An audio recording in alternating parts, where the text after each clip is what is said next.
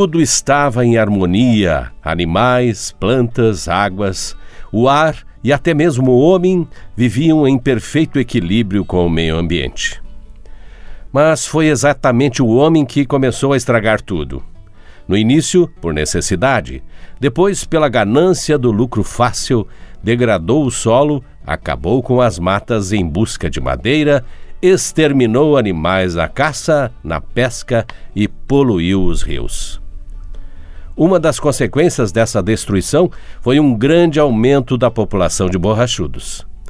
Isto porque o homem afetou diretamente o seu ambiente, destruiu drasticamente os inimigos naturais desses insetos, ofereceu seu sangue para as fêmeas e lançou os próprios dejetos e dos animais nas correntes de águas. Quem convive com os borrachudos sabe muito bem quanto incomodam as picadas desses bichos. Em alguns casos, essas picadas infeccionam quando são coçadas e se transformam em feridas. Para combater um borrachudo é importante que você conheça a vida deste inseto. Na classificação que se faz em biologia, o borrachudo pertence à família dos cimulídeos. São insetos pequenos, de cor escura, pernas curtas, asas largas e aspecto corcunda.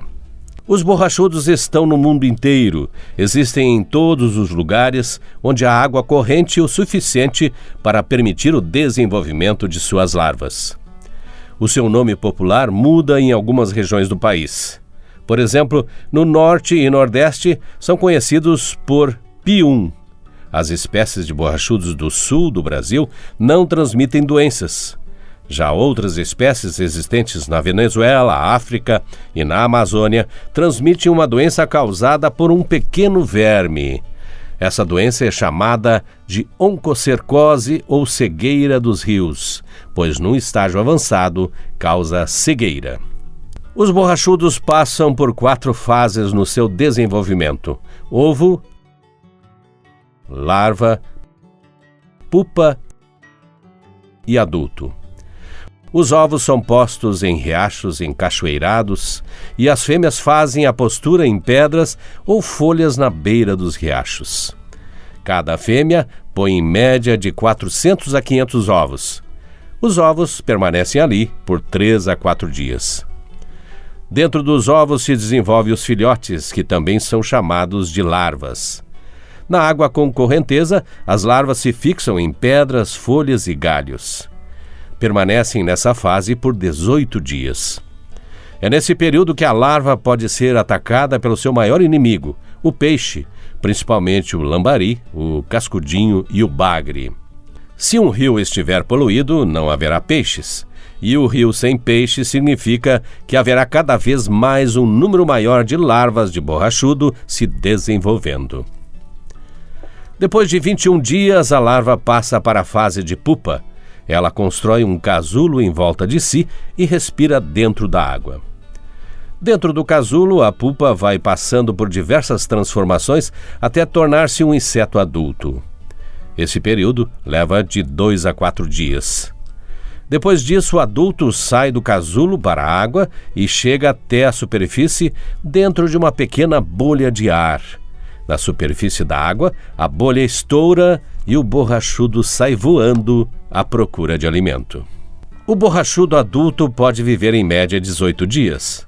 Nesse tempo, se reproduz e deixa os ovos em riachos, repetindo o seu ciclo de vida. Na natureza, os borrachudos machos se alimentam de néctar de flores, de suco das frutas e seiva das plantas. Apenas as fêmeas atacam os animais e o homem para se alimentarem. É que, para amadurecer seus órgãos reprodutivos, as fêmeas precisam de pequenas quantidades de substâncias que existem no sangue. Algumas espécies de borrachudos se especializaram em sugar o sangue de diversos animais. Assim, algumas atacam aves, outras preferem o sangue de cavalo, outras ainda atacam o gado, e assim por diante. Felizmente, o número muito pequeno de espécies de borrachudos se adaptou para atacar o homem. As larvas de borrachudo comem microalgas que crescem dentro da água, bactérias e detritos orgânicos provenientes de dejetos. As pupas não se alimentam. Existem condições ideais para o desenvolvimento descontrolado do borrachudo. É importante que você conheça essas condições. Só assim é possível evitar que essa praga continue incomodando a vida de tanta gente. O aparecimento do borrachudo é resultado de um desequilíbrio ambiental. A principal causa é a poluição dos rios. Veja o que está provocando essa poluição e evite que aconteça na sua comunidade.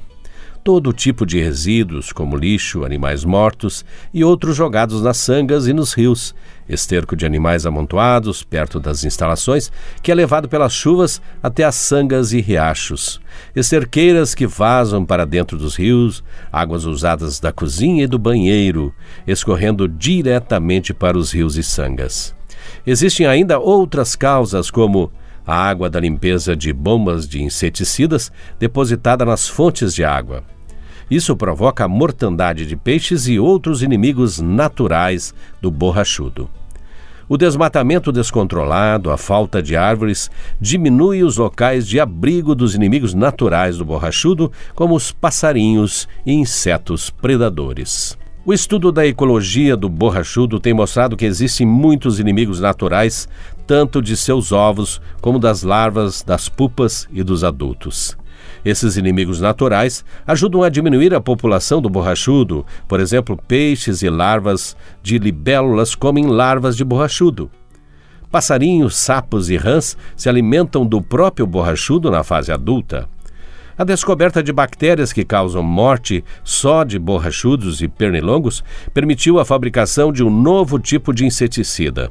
O inseticida biológico Bacillus thuringiensis, variedade israelensis, conhecido por BTI.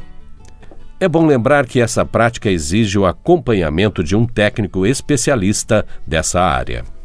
Os moradores dessa comunidade se uniram e declararam guerra contra os borrachudos.